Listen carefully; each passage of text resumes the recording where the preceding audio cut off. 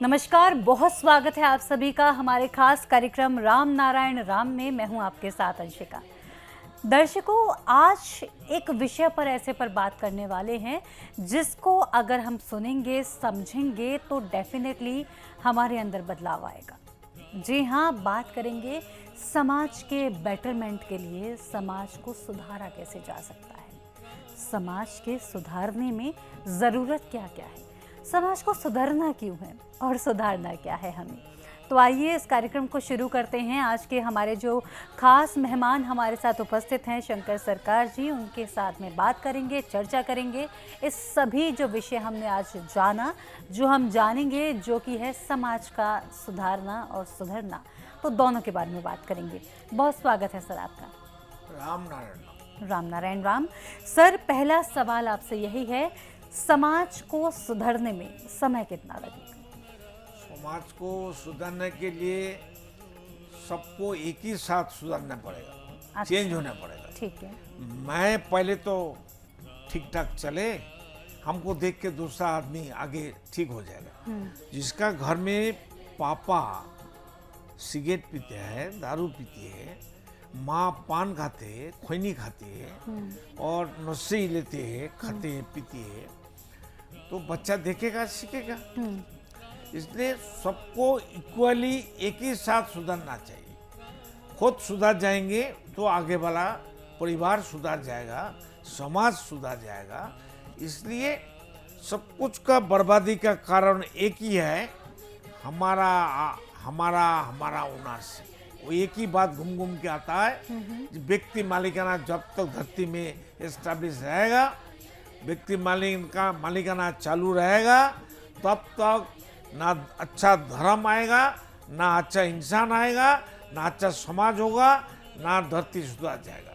सुधारने के लिए मनुष्य को पहले सुधारना चाहिए, विवेकाधीन होना चाहिए, विवेक का अनुसार चलना चाहिए। अच्छा। मैं कौन हूँ, कहाँ से आया, कहाँ जाएंगे, क्या मरने का बाद देखे जाए, इसके बारे में चिंतन, मनन, मंथन और सोच ठीक करना चाहिए।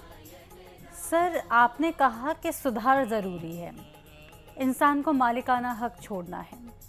मैं आपसे ये जानना चाहूँगी कि समाज में सुधार क्या करना है?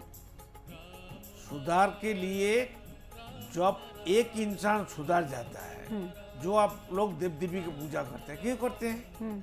वो लोग सुधार किया। अच्छा। मुनि ऋषि लोग सुधार किया, हर धर्म का बुजुर्ग लोग सुधार किया। उनका फॉलोअर क्यों नहीं सुधरेगा, ये हमको बताइए। अगर जिसको हम पूजा करती है, राम जी, कृष्ण जी, शिव जी, भगवान का, अगर वो लोग अच्छा है तब तो हम उसको पूजा कर रहे हैं। तो उसका पूजा भी करेंगे और उसका नीति और आदर्श, उसका कर्म को छोड़ के हम खुद बर्बादी का रास्ता में चलेंगे, दूसरा को बर्बाद करेंगे, खुद का खुद बर्बादी करेंगे, तो ये कैसे हो सकता है? ये कैसा विचारिता है? ये तो सबको, सूरज को अगर अंगूठा दिखाएगा तो सूरज का क्या आता जाता है? इसलिए पूजा पाठ छोड़ो, धर्म कर्म छोड़ो, मंदिर मस्जिद गिरजा छोड़ो। तुम्हारा शरीर मंदिर है, शरीर मस्जिद है, शरीर गिरजा है, शरीर जिंदा मंदिर है, चलता फिरता मंदिर है, बात करने वाला मंदिर है, वो जिसमें हम जिए रहते हैं। मंदिर में कोई जाके रात में रह नहीं रहते हैं। हम जहाँ भी मन हमारा जहाँ भटक रहते हैं, रात में दिन में हमारा शरीर का अंदर ही रहती है। इसलिए शरीर सबसे बड़ा जरूरी चीज़ है, इसको कीमत देना चाहिए। इससे शरीर को प्यार करो, खुद को प्यार करो, खुद का दोस्त बनो, खुद का इज्जत करो, तब आगे समाज सुधर जाएगा। प्रेसिडेंट, आप जो कह रहे हैं कि दर्शन नहीं मिलते हैं, लेकिन बहुत सारे लोगों का ये कहना होता है कि जब हमने पूजा कर ली ना, तो कहीं ना कहीं एक विश्वास होता है कि ये सुन लेंगे, और जो परेशानी हो रही है वो। आप हाँ। खाना खाते हैं ना? हाँ। आप जो खाना खाती हैं, आँख से देखते हैं, नाक से उसको स्मेल, उसका जो अच्छा गंध है उसको लेते हैं, हाँ। जीवा से उसका टेस्ट पक्का करते हैं, फिर अंदर डालते हैं। हाँ। मतलब अंदर नहीं डालते, बाहर फेंक देते हैं। आप लोग धर्म जब करते हैं, आंख बंद करके धर्म करते हैं। अच्छा, कैसे करना चाहिए फिर? करना चाहिए जो अंदर का हमारा सोच है वो है विवेक। जानबूझ के देख, एक बच्चा जाता है भाग के, सामने आग है, लकड़ी का माँ खाना पकाता है, वो आग को पकाने के लिए बच्चा भागता है, उसको ताप लगता है, वहां जाके वो रुक जाता है। हाँ। क्यों? उसका विवेक उसको रोक देता है, ठीक है। मत आगे जाओ। एक बच्चा ये कर सकता है, बड़ा होते हुए पढ़े लिखे समझदार होके हम लोग बुरा काम क्यों करें भाई? ठीक है। जो चीज से हमको कुछ फायदा नहीं मिलता है वो कर्म हम क्यों करें? शिव जी का पत्थर के ऊपर दूध चढ़ाता है, पानी डालता है, किसको मिलता है भाई? गांव में जाइए, ऐसा बच्चा है उसको दूध मिलता ही नहीं है। दूध तो दूर की बात है, पानी पीने का पानी नहीं है, अच्छा पानी। तो शिव जी का सिर पर पानी डालता है, दूध चढ़ाता है, अच्छा अच्छा प्रसाद चढ़ाता है। जिसको खाना नहीं मिलता उसको तो नहीं देता है। शिव जी बोला है मेरे को प्रसाद चढ़ाओ, अच्छा खाना दो, भोग दो और दूध चढ़ाओ, पानी चढ़ाओ। शिव जी बताया था जहाँ खाना नहीं मिलता है, जिस बच्चे का दूध नहीं मिलता है, जिस बच्चे को पीने का पानी नहीं है, उसको पास जाके उसको दो, तब हम खुश हैं। सब मिलके इसको ठीक करना है। कैसे सीधी होगी? अगर जैसे आप बोल रहे हैं धरती एक साइड मूव हो गई, हो गया ना। तो फिर सीधी 800 कैसे करोड़ होगी? आदमी है, हाँ।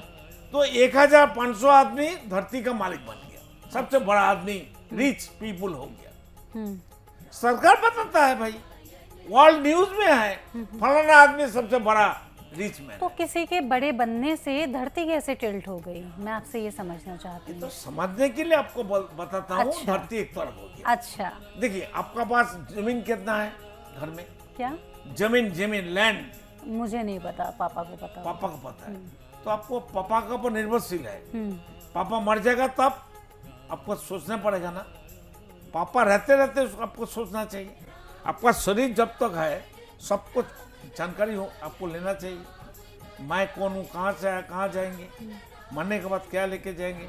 एक दिन तो सोचो भाई, मैं कौन हूँ भाई। अरे कौन बात करता है, कौन सुनता है, कौन खाता है, कौन समझता है, इसके बारे में तो सोचना चाहिए।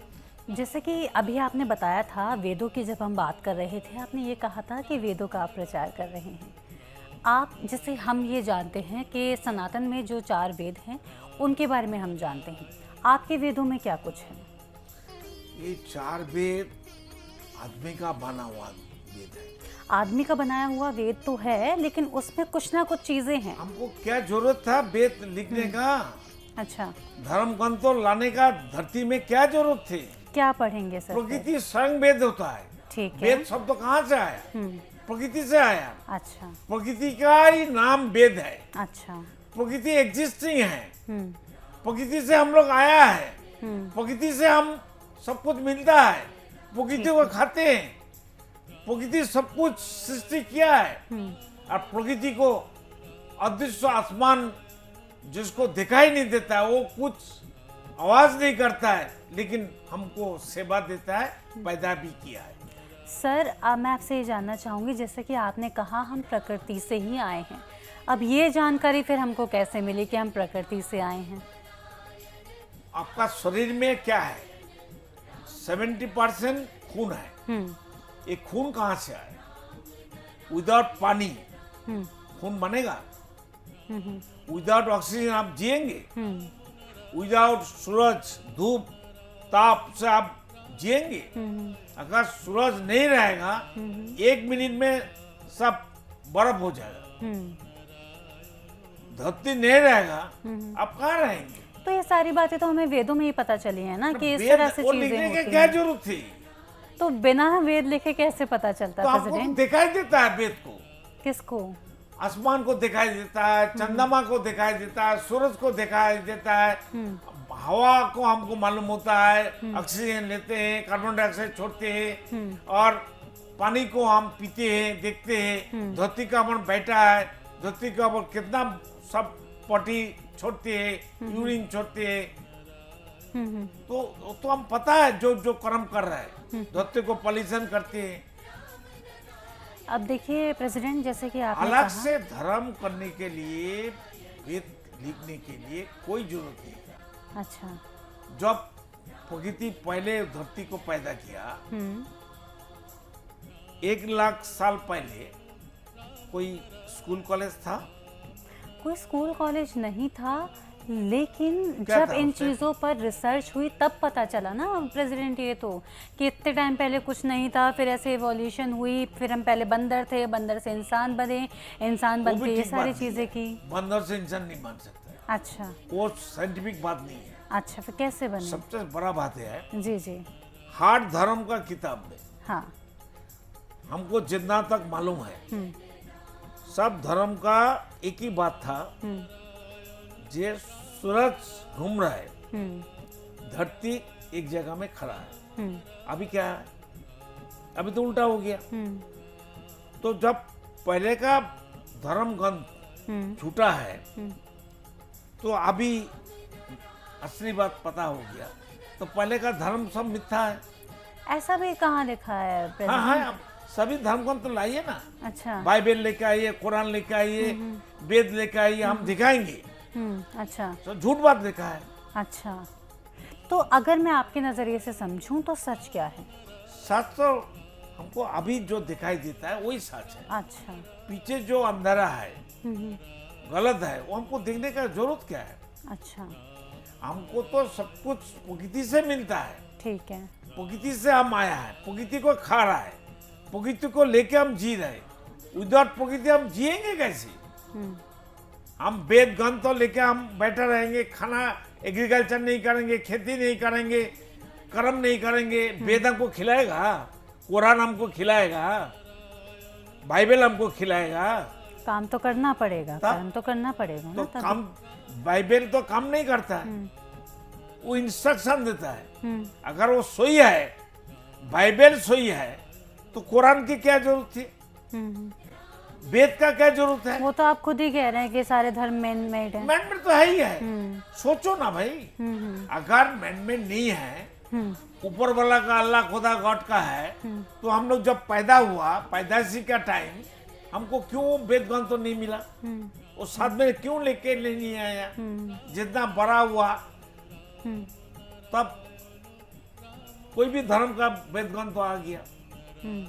लेकिन वेद ग्रंथ तो प्रकृति है, इससे बड़ा साइंटिफिक और क्या हो सकता है? आप बिल्कुल सही कह रहे हैं प्रेसिडेंट, क्योंकि हम प्रकृति से आए हैं, प्रकृति सबसे बड़ा वेद है। लेकिन जब आप लोगों तक इस वेद को पहुंचाते हैं, आप जब उनको बात करते हैं, तो आप उनको क्या बताते हैं कि वेद में क्या है? वेद क्या है? प्रकृति है बस।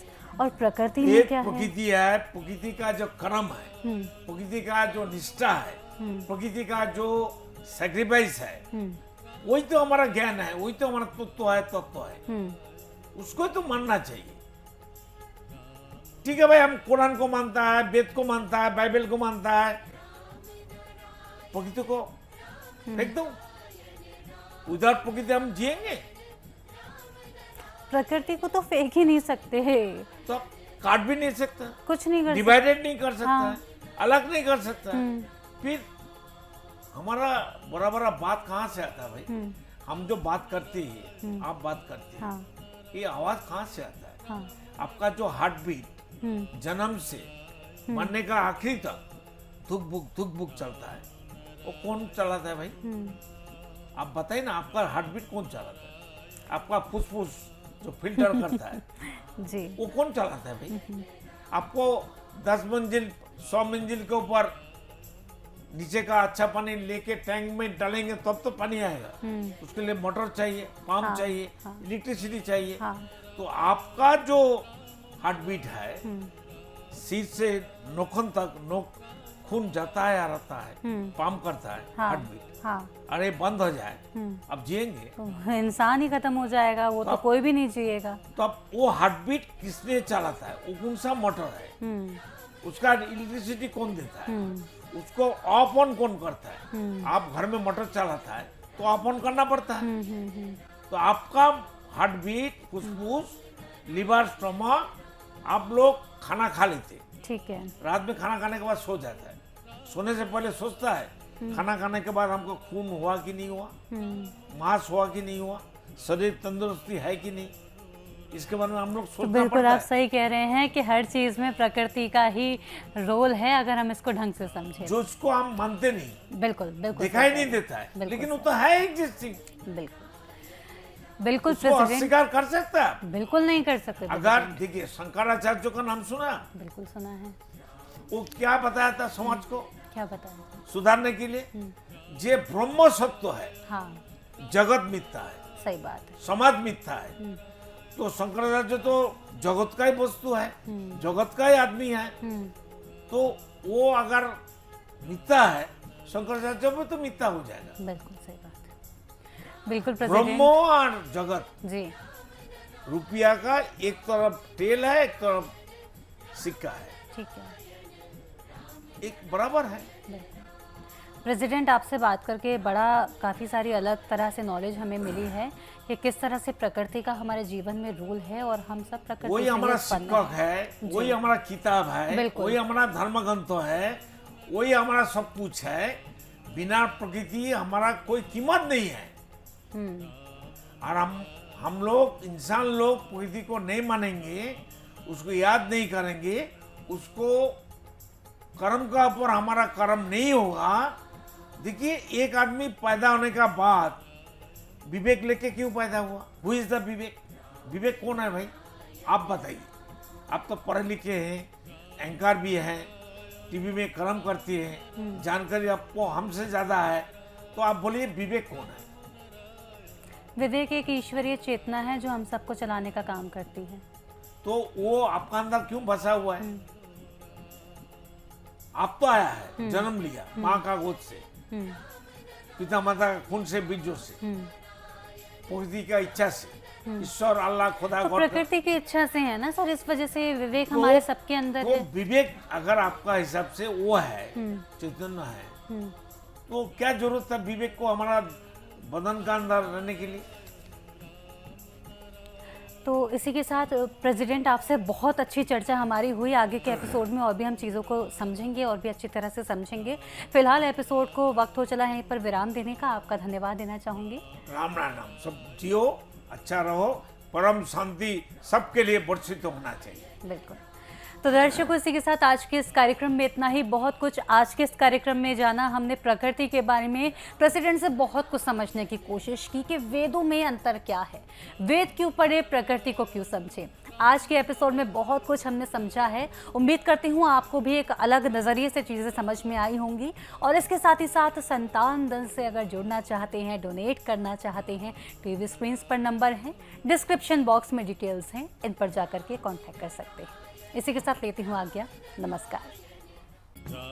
आप देख रहे हैं हमारा खास कार्यक्रम राम नारायण राम शंकर सरकार जी के साथ राम नारायण रामशाह। यह एक महाध्वनि और बीज मंत्र है। यह सभी समस्या का संपूर्ण समाधान है। आप लोग इन्हें अपना के देखिए, मन और दिल में क्या प्राप्त हो रहा है। इस कार्यक्रम का विशेष उद्देश्य इसका प्रचार और प्रसार के साथ ही प्रत्येक मनुष्य की मुक्ति का मार्गदर्शन है और यह आपके दिल की बात है। इस मार्ग पर पुण्य और मुक्ति निश्चित है। इस कार्यक्रम के माध्यम से संतान दल द्वारा चलाए जा रहे श्रेष्ठ सेवाओं से जुड़कर सबके कल्याण के लिए इस नेक कार्य का हिस्सा बन सकते हैं और वृद्धाश्रम, गौशाला, गरीब और वंचित बच्चों की शिक्षा का भी सहयोग और समर्थन कर सकते हैं। संतान दल सबका एक ही परिवार है। अकाउंट नेम संतान दल, account number 266505000657, IFSC code ICIC 000265। पूरी तरह जानने के लिए आप संस्था के फोन नंबर पर संपर्क कर सकते हैं। Phone number 6291342066, 9836073503। Email ID santandal1960@gmail.com।